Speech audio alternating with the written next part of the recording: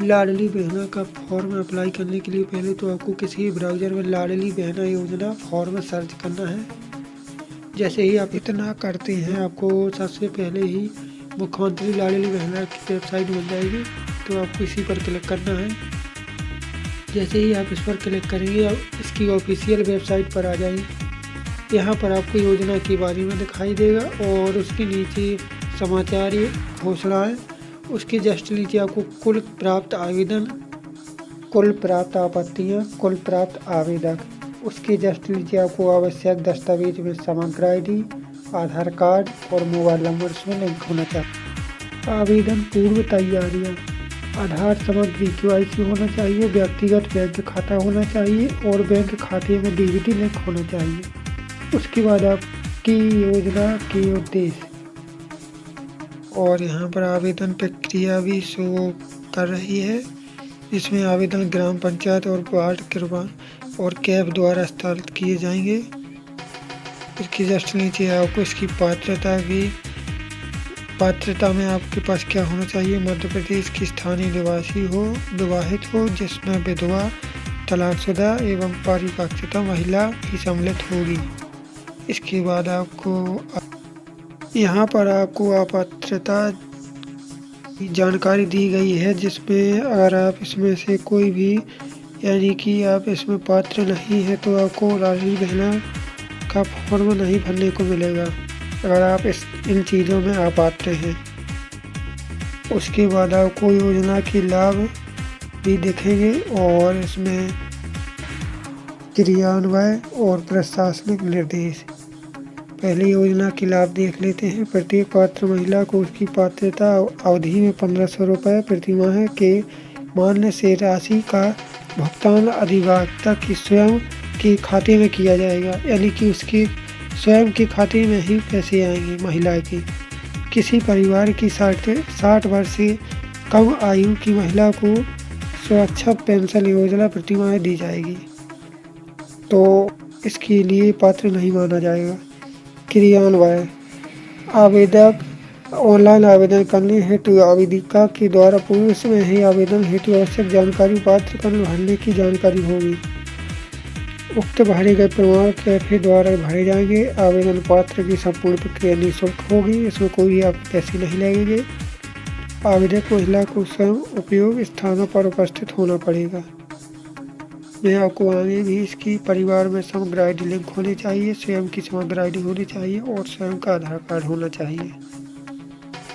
ये मैंने आपसे बार बार कहा है कि आपकी संपूर्ण जानकारी आपके पास होनी चाहिए और आपकी स्वयं के दस्तावेज होने चाहिए। अगर आपके पास यह सब कुछ है तो आप लाडली बहना योजना में फॉर्म भर सकती हैं और इसमें आपत्तियों को प्राप्त किया जाना चाहिए। इसमें सभी जानकारी दी गई है। अगर आप इसमें पात्र होते हैं तो आपका फॉर्म अप्रूवल किया जाएगा, नहीं तो आपका अपात्रता में आपका फॉर्म डाल दिया जाएगा, जिससे आप कभी भी और कहीं भी इस फॉर्म को भर नहीं पाएंगे। तो चलिए मैं आपको इसको फॉर्म भरने के लिए किसको का फॉर्म कैसे भरना है उसकी जानकारी मैं आपको बताता हूँ। तो आपको पहले तो मैं फॉर्म पर ही ले चलता हूँ। चलिए तो मैं आपको बताता हूँ कि इसके लिए आपको आवेदन कैसे करना है और अप्लाई कैसे करना है। तो आपको सबसे पहले तो सबसे ऊपर जाना है और 3 डॉट पर क्लिक करना है। जैसे ही आप इतना करते हैं आपको सबसे नीचे दूसरे नंबर पर लेगा, इस पर आपको क्लिक कर देना है। जैसे ही आप इस पर क्लिक करेंगे आप सीधे ही इसकी वेबसाइट पर पहुंच जाएंगे। यहाँ पर आपको लाडली बहना का फॉर्म दिखाई देगा, तो आपको इसको भर देना है। इसमें आपको आवेदिका की समग्र ID, आधार नंबर, आवेदिका का नाम, आवेदिका के पिता या पति का नाम, जन्म तिथि, आवेदिका का पता और वर्ग को दर्ज करना है।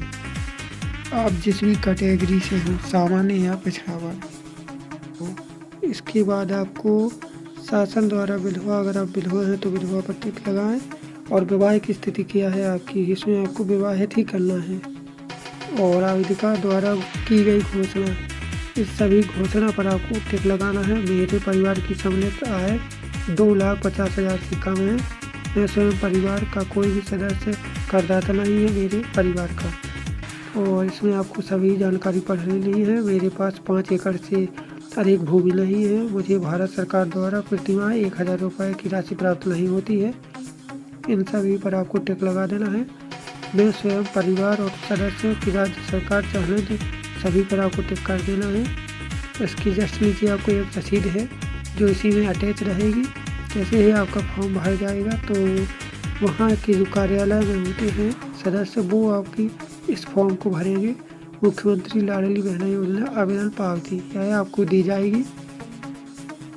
जैसे ही आपका फॉर्म अप्रूवल के लिए जाता है और वो ऑनलाइन पंजीकरण करते हैं तो वो आपको यहाँ पर पंजीकरण ID शो करेगी, जिससे आप अपना स्टेटस भी देख सकते हैं कि मेरा फॉर्म कहाँ पर पहुँचा है। यहाँ पर सभी जानकारी वो ही भरेंगे, आपको कुछ करने की ज़रूरत नहीं है। आपको सिर्फ ऊपर वाला फॉर्म ही भरना है। आवेदक की समग्र ID सबसे पहले होनी चाहिए और आधार नंबर उसका होना चाहिए। इतना उनका ही होना चाहिए, बाकी आप मोबाइल नंबर अपना भी दे सकते हैं। और इस फॉर्म को आपको नज़दीकी ग्राम पंचायत या ग्राम परिषद में जमा कर सकते हैं, तो आपका फॉर्म भर दिया जाएगा। Thank you.